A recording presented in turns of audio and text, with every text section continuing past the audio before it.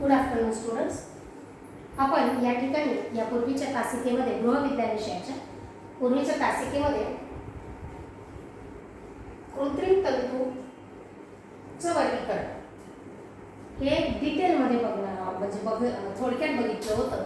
आणि आत्ता या लेक्चरमध्ये आपण हे कृत्रिम तंतूचे म्हणजे मानवनिर्मित तंतूचे वर्गीकरण जे आहे ते डिटेलमध्ये आपण या ठिकाणी बघणार आहोत. तर पहिला प्रकार म्हणजे साधारणपणे कृत्रिम तंतूचं वर्गीकरण हे मुख्य दोन प्रकारामध्ये केलं जातं. एक पहिला प्रकार म्हणजे तापसंज्ञाशील तंतू आणि दुसरा प्रकार म्हणजे अतापसंज्ञाशील तंतू. तर तापसंज्ञाशील तंतूंमध्ये पुन्हा तीन पद्धतीने वर्गीकरण केले जाते, ज्याच्यामध्ये पहिला आहे सेल्युलोज तंतू, दुसरा आहे असेल्युलोज तंतू आणि तिसरा आहे खनिज तंतू. म्हणजे अतापसंज्ञाशील तंतू जो आहे तो तीन पद्धतीने वर्गीकृत केला जातो. पहिला प्रकार म्हणजे सेल्युलोज, दुसरा प्रकार म्हणजे असेल्युलोज आणि तिसरा प्रकार म्हणजे खनिज तंतू. तर पहिल्या प्रकारामध्ये कुठले तंतू येतात की जे सेल्युलोज तंतू आहेत आणि तापसंज्ञाशील देखील असे ते तंतू आहेत. तर ते तंतू म्हणजे ॲसिटेट आणि ट्राय ॲसिटेट हे जे तंतू आहेत ते तंतू हे सेल्युलोज तंतूंमध्ये मोडले जातात. सेल्युलोज मानव निर्मित तंतू आणि तापसंज्ञाशील तंतू.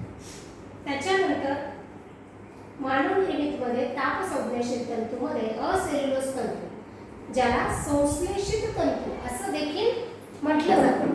तर या संश्लेषित तंतूंमध्ये कुठल्या कुठल्या तंतूंचा अंतर्भाव होतो तर नायलॉन, पॉलिस्टर, डेक्रॉन, हॅरमॉइड, पोरलॉन, ॲक्रिलॉन आणि ॲक्रिलिक या 7 तंतू म्हणजे हे 7 तंतू जे आहेत ते असेल्युलोज तंतू आहेत. म्हणजे हे तंतू बनवताना सेल्युलोजचा उपयोग केला जात नाही आणि म्हणून याला संश्लेषित तंतू असं देखील म्हटलं जातं. त्याच्यानंतरचा आहे खनिज तंतू, ज्याच्यामध्ये खनिज तंतूचे दोन पद्धतीने वर्गीकरण केलं जातं. एक म्हणजे धातू खनिज आणि दुसरा म्हणजे अधातू खनिज तंतू. तर धातू खनिज तंतूमध्ये कोणते कोणते तंतू आहेत किंवा अधातूमध्ये कोणते कोणते तंतू आहेत तर धातू तंतूमध्ये सोने, चांदी, क्रोम आणि स्टील हे 4 धातू जे आहेत त्याच्यापासून मानव कृत्रिम तंतू तयार करतो आणि त्याला अतापसंज्ञाशील तंतू असं वर्गीकृत केलं जातं. आणि त्याच्यानंतर दुसरा तंतू जो आहे तो म्हणजे अधातू तंतू. आणि हा अधातूमध्ये कुठला धातू येतो कुठला तंतू आहे जो अधातू अंतर्गत मोडतो तर तो म्हणजे काच पासून तयार केलेला तंतू जो आहे तो अधातू तंतूंमध्ये मोडतो. त्याच्यानंतर आहे अतापसंज्ञाशील तंतू. तर अतापसंज्ञाशील तंतूंमध्ये 3 पद्धतीने तंतूचं वर्गीकरण केलं जातं. पहिलं म्हणजे सेल्युलोज तंतू, दुसरं म्हणजे प्रथिनेयुक्त तंतू आणि तिसरं म्हणजे वैद्यकीय उपयोगासाठी जे तंतू वापरले जातात ते तिसऱ्या प्रकारामध्ये मोडतात किंवा त्याला तिसऱ्या प्रकारामध्ये सांगितलं जातं. तर पहिला जो आहे तो म्हणजे सेल्युलोज तंतू. याच्यामध्ये रेऑन, विस्कोज आणि क्युप्राअमोनियम हे जे 3 तंतू आहेत हे 3 तंतू हे सेल्युलोज पासून तयार केले जातात आणि हे अतापसंज्ञाशील तंतूंमध्ये हे वर्गीकृत केले जातात. त्याच्यानंतर आहे प्रथिनेयुक्त तंतू जो एकच आहे तो म्हणजे ॲझलॉन. तर हा ॲझलॉन तंतू जो आहे तो अतापसंज्ञाशील मानवनिर्मित तंतू असून याच्या निर्मितीसाठी प्रथिनयुक्त घटक जो आहे किंवा प्रथिन जे आहे ते या ठिकाणी वापरले जातात. त्याच्यानंतर आहे वैद्यकीय उपयोगासाठी वापरले येणारे तंतू किंवा वैद्यकीय उपयोगासाठी जे तयार केले जातात म्हणजे जे मानव निर्मित आहे ते 3 कोणते कोणते तंतू आहेत तर पहिला आहे केझिन, दुसरा आहे झिंक आणि तिसरा आहे अल्जिनेट. म्हणजे केझिन, झिंक आणि अल्जिनेट हे जे 3 तंतू आहेत हे वैद्यकीय उपयोगासाठी वापरले जातात आणि त्याचा गुणधर्म म्हणजे अतापसंज्ञाशील हा तंतू असतो. तर आपण या ठिकाणी कृत्रिम तंतूचे म्हणजे मानव निर्मित तंतूचे एकंदर जे वर्गीकरण आहे ते आपण या ठिकाणी बघितलेले आहे. आता याला आपण परत एकदा रिकॉल करूयात, म्हणजे परत एकदा या गोष्टीकडे बघूयात की मानव निर्मित तंतूचे दोन पद्धतीने वर्गीकरण केले जातं. एक म्हणजे तापसंज्ञाशील आणि दुसरं म्हणजे अतापसंज्ञाशील. तापसंज्ञाशील मध्ये सेल्युलोज तंतू, असेल्युलोज तंतू आणि खनिज तंतू, आणि अतापसंज्ञाशील मध्ये सेल्युलोज तंतू, प्रथिनयुक्त तंतू आणि वैद्यकीय उपयोगासाठी वापरले जाणारे तंतू. तर या ठिकाणी आपण मानव निर्मित तंतूचं जे बेसिक क्लासिफिकेशन आहे किंवा वर्गीकरण जे आहे ते तंतूच्या नावासह बघितलेलं आहे. या पूर्वीच्या वर्गीकरणामध्ये आपण मानव निर्मित तंतू हा सेल्युलोज पासून तयार होतो, असेल्युलोज पासून आणि प्रथिनांपासून आणि खनिजांपासून. तर अशा पद्धतीने एक कॉमन क्लासिफिकेशन जे आहे ते आपण पूर्वीच्या तासिकेमध्ये बघितलं होतं. आता या तासिकेमध्ये आपण कृत्रिम तंतूचं डिटेलमध्ये म्हणजे विथ तंतूंच्या नावासकट आपण त्याचं वर्गीकरण आता या ठिकाणी बघितलेलं आहे. तर या वर्गीकरणाच्या अनुषंगाने मानव निर्मित जो तंतू आहे तर तो मानव निर्मित तंतू हा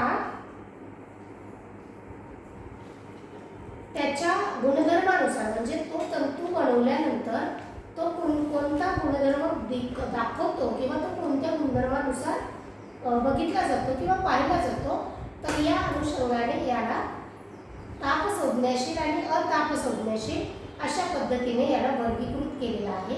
आता याच्यानंतर आपण परत मानव निर्मित तंतूचं एक वर्गीकरण बघणार आहोत.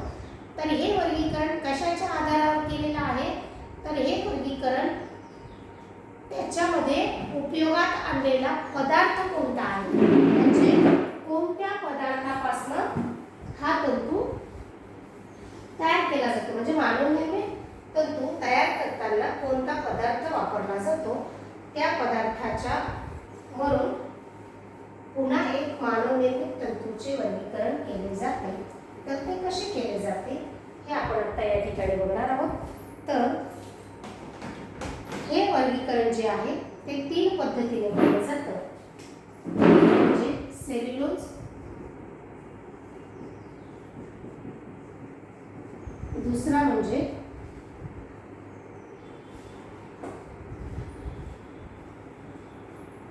सेल्युलोज पदार्थ म्हणजे काय वापरलं आहे याच्यामध्ये त्याच्या अनुषंगाने हे कृत्रिम तंतूचं केलेलं वर्गीकरण. दुसरा म्हणजे रासायनिक पदार्थ,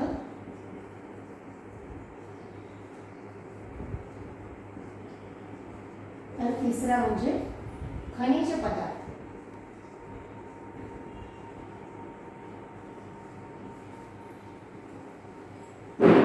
कोणत्या तंतूमध्ये कुठला पदार्थ वापरला आहे त्या अनुषंगाने मानव निर्मित तंतूचे केलेलं हे वर्गीकरण आहे. तर सेल्युलोज पदार्थामध्ये कुठले तंतू येतात, तर रेयॉन तंतूचे सगळे प्रकार, सर्व प्रकार जे आहेत ते सेल्युलोज पदार्थामध्ये मोडतात. रासायनिक पदार्थापासून पॉलिस्टर आणि ऑर्लॉन हे दोन तंतू जे आहेत, पॉलिस्टर आणि ऑर्लॉन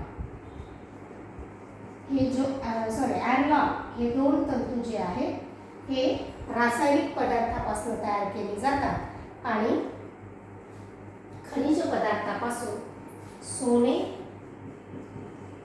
चांदी आणि तांबे हे तीन खनिज पदार्थ जे आहेत किंवा हे जे तीन धातू आहेत हे वापरून जो तंतू तयार केला जातो तो तंतू म्हणजे मानव निर्मित खनिज तंतू होय. तर आता आपण या ठिकाणी मानव निर्मित तंतूचं एकंदर पूर्ण पद्धतीचं वर्गीकरण जे आहे आपण ते या ठिकाणी बघितलेलं आहे. आता आपल्याला पुढच्या तासिकेमध्ये जाताना म्हणजे याच्या पुढचा जो भाग आहे ज्याच्यामध्ये नैसर्गिक तंतू, मग हे तंतू कोणते आहेत, कसे बनतात, त्याची काय कॉस्ट आहे, त्याचा काय गुणधर्म आहे आणि त्याची काय पसंती ही ग्राहक वर्गामध्ये आहे. या पद्धतीने आपण आता पुढच्या लेक्चरमध्ये किंवा या अभ्यासक्रमाला अनुसरून आपण पुढच्या तासिकेमध्ये पुन्हा भेटूया. तोपर्यंत थँक्यू.